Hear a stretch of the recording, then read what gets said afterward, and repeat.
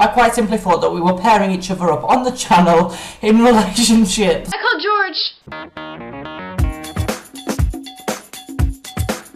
Seriously though, Jack? I laughed at that for like 10 minutes. Okay, this week we have no theme because clearly George runs this channel, and when she's in France we lose our minds and we don't know what to do, so I made up the theme on the spot right now, and we are talking about Harry Potter. But we aren't talking about the series as a whole. Oh no, no, no, no. We are doing a Harry Potter reread. We are going to read the entirety of the Philosopher's/Sorcerer's Stone in today's video. So that's what we're going to do. Let's go! Okay, I know you own it, and I'm not going to spoon feed the whole thing to you, so go get your book and we are going to read it right now! Count your stars. I was about to do The Great Gatsby. Harry Potter and the Philosopher's Stone by J.K. Rowling. Chapter 1. The Boy Who Lived. Mr. and Mrs. Dursley of number 4 Privet Drive were proud to say that they were perfectly normal. Thank you very much. Just gonna cry. Harry, baby. Okay, and then we see Mr. Dursley going to Drunnings, doing his drill work. And then there's Dumbledore and McGonagall, and then to Harry Potter, the Boy Who Lived, which is a fantastic summarization of the entirety of the first chapter, I hope you know. Chapter 2, The Vanishing Glass. Nearly 10 years had passed since the Dursleys had woken up to find their nephew on the front step, but Privet Drive had hardly changed at all. I've always been really fond of this picture. And then they go to the zoo, and then there's the snake, which is not Nagini. Go! Cupboard! Stay! No mail! The boy collapsed in a chair, and Aunt Petunia had to run and get him a large brandy. At school, Harry had no one. Everybody knew that Dudley's gang hated that odd Harry Potter in his baggy clothes and broken glasses, and nobody liked to disagree with Dudley's gang. It's sentences and paragraphs like that that are littered throughout the first 2-3 books of the series that just hint how abused and alone Harry was. And it got Chapter 3, The Letters from No One. By the way, since we're on the topic of Harry Potter, Slytherin won the House Cup! What? We got a Chamber of Secrets before all of you, and I am a true Slytherin, not a Weasley, as I am so awful at denoming the garden, you have no idea. Do you like my makeshift Slytherin bracelet? See, it used to be a Christmas bracelet, but I took off the red bead. That's how you do it when you're a 15-year-old who has no money. The escape of the Brazilian boa constrictor earned Harry his longest ever punishment. By the time he was allowed out of his cupboard again, the summer holidays had started, and Dudley had broken his new video camera, crashed his remote control airplane, and for the first time out on his racing bike, knocked down old Mrs. Fig as she crossed Privet Drive on her crutches.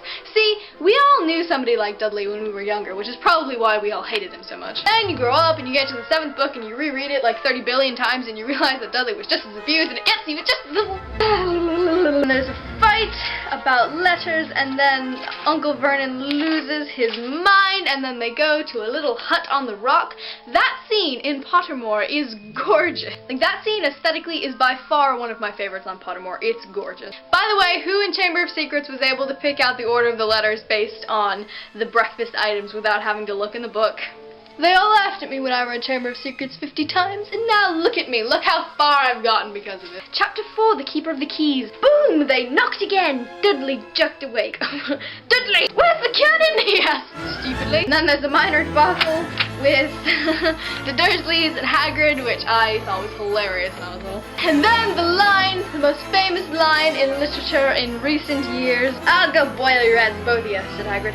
Harry, you're a wizard. I'm a what? See, when I first read the book, the film had been out for quite some time, and I remember seeing the "You're a wizard, Harry, I'm a what?" scene on my television all of the time. And I've always had a particular fondness for it because it's that scene right there that made me disobey my parents and read the series anyway because I wasn't supposed to read it, but then I hid it from them and I got it from the library anyway. Dear Mr. Potter, we are pleased to inform you that you have been accepted at Hogwarts School of Witchcraft and Wizardry. Please find enclosed the list of all necessary books and equipment. Term begins on September 1st. We await your owl by no later than July 31st. Yours sincerely, Minerva McGonagall. Minerva McGonagall, Deputy Headmistress. Chapter 5, Diagon Alley. I'm just gonna go ahead and show all of the pictures because I'm clearly really attached to them. Harry woke early the next morning. Although he could tell it was daylight, he kept his eyes shut tight. They go to Gringotts. Harry gets his wand. We learn a little bit more about Voldemort. Sorry, he who must not be named. Then we get to Chapter 6, The Journey from Platform 9 3/4. Gonna keep talking in a British accent because I can. Harry's last month with the Dursleys wasn't fun. True, Dudley was now so scared of Harry he wouldn't stay in the same room, but while Aunt Petunia and Uncle Vernon didn't shut Harry in his cupboard, force him to do anything or shout at him, in fact they didn't speak to him at all. Half terrified, half furious, they acted as though any chair with Harry in it were empty. Although this was an improvement in many ways, it did become a bit depressing after a while. See, another paragraph like that, and it just shows how very, very alone Harry was all of the time, that he even missed the company of his uncle and his cousin. Harry, you are so loved, Harry. And then we have the iconic meeting with the Weasleys, and they go through the platform straight head on. They run because they're scared. No, I've got Morgana again, and I've got about 6 of her. Do you want it? You can start collecting. Morgana! Alright, just rewatched the Merlin Season 4 finale. Chapter 7, The Sorting Hat. I remember when I first read this to Luke, my little brother, my favorite thing to do was always to sing the Sorting Hat song. I won't sing all of it, but I'm going to sing some of it because, you know, YOLO. Oh, you may not think that I'm pretty, but don't judge on what you see. I'll eat myself if you can find a smarter hat than me. You can keep your bowlers black, your top hat sleek and tall, for I'm the Hogwarts Sorting Hat and I can count them all. You might belong in Gryffindor, where dwell the brave at heart. Their daring nerve and chivalry set Gryffindors apart. You might belong in Hufflepuff, where they are just and loyal. Those patient Hufflepuffs are true and unafraid of toil. Or yet in wise old Ravenclaw, if you've a ready mind, where those of wit and learning will always find their kind. Or perhaps in Slytherin you'll make your real friends. Those cunning folk use any means to achieve their ends. So put me on, don't be afraid, and don't get in a flap. You're in safe hands, though I have none, for I'm a thinking cap. Finch, Fletchley, Justin, Hufflepuff, Granger, Hermione, Gryffindor. Ron groaned. No, well, if you're sure, better be Gryffindor! Perhaps Harry had eaten a bit too much, because he had a very strange dream. He was wearing Professor Quirrell's turban, which kept talking to him, telling him he must transfer to Slytherin at once, because it was his destiny. Harry told the turban he didn't want to be in Slytherin. It got heavier and heavier. He tried to pull it off, but it tightened painfully. When he woke the next day, he didn't remember the dream at all. That probably would have been helpful, wouldn't it? Chapter 8, The Potions Master. Some other stuff happens. He meets Snape. It's not pleasant. Where was it now? And did Hagrid know something about Snape he didn't want to tell Harry? You have no idea. Chapter 9, The Midnight Duel, otherwise known as the stupidest thing anybody could have done in this book. Harry had never believed he would meet a boy he hated more than Dudley, but that was before he met Draco Malfoy. And remember when everybody hated Draco? Still some people do hate Draco, but then there are the few of us who are kind of sick and we love him, but he was abused too! Chapter 10, Halloween. Another one of the huge formative chapters in this book, as this is when the trio is formed. Malfoy couldn't believe his eyes when he saw that Harry and Ron were still at Hogwarts the next day, looking tired but perfectly cheerful. Indeed, by the next morning, Harry and Ron thought that the meeting of the three-headed dog had been an excellent adventure. You see, it's that kind of attitude that pretty much inspired the rest of the series. And then Harry gets his broom, and then Troll in the Dungeon thought you ought to know! Oh no, said Ron, pale as the Bloody Baron. It's the girls' bathroom, Harry gasped. Hermione, they said together. Oi, Bee-Brain, yelled Ron from the other side of the chamber, and he threw a metal pipe at it. Hermione had sunk to the floor in fright. Ron pulled out his own wand. Not knowing what he was going to do, he heard himself cry the first spell that came into his head, Wingardium Leviosa! And then Harry and Ron win only 5 points for knocking out the troll that would have otherwise killed Hermione. But from that moment on, Hermione Granger became their friend. There are some things you can't share without ending up liking each other, and knocking out a 12-foot mountain troll is one of them. Chapter 11! Quidditch. And then Harry walks in on Snape getting his leg fixed, and then there's some Quidditch, there's some very funny dialogue. Chapter 12, The Mirror of Erised, otherwise known as my personal favorite chapter in the book. She was a very pretty woman. She had dark red hair and her eyes. Her eyes are just like mine, Harry thought, edging a little closer to the glass. Bright green, exactly the same shape. But then he noticed that she was crying, smiling but crying at the same time.